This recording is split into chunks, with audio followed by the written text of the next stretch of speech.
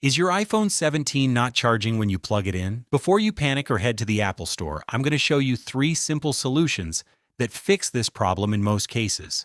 These are the exact steps I use whenever my iPhone won't charge.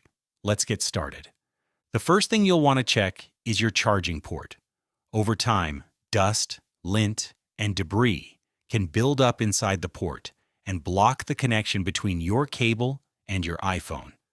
Take a flashlight and look inside the charging port at the bottom of your iPhone.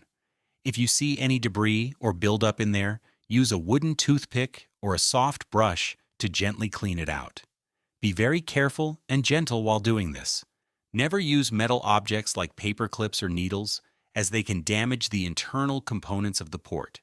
After cleaning, try charging your iPhone again. If cleaning the port doesn't work, the next step is to perform a force restart on your iPhone 17. Here's how to do it. Press and quickly release the volume up button. Then press and quickly release the volume down button. Then press and hold the side button until you see the Apple logo appear on screen.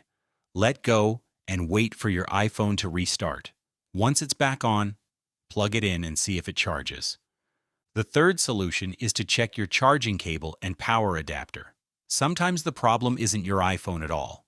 It's the accessories. Look closely at your charging cable for any visible damage like fraying, bent connectors, or exposed wires. Also check if the cable fits loosely in the port.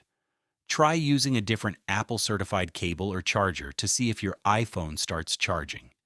You can also try plugging your cable into a different power outlet or USB port to rule out outlet problems. One of these 3 solutions should get your iPhone 17 charging again. If none of these work, you may need to visit an Apple Store for hardware repair. If this tutorial helped you, subscribe for more iPhone tutorials. Thanks for watching.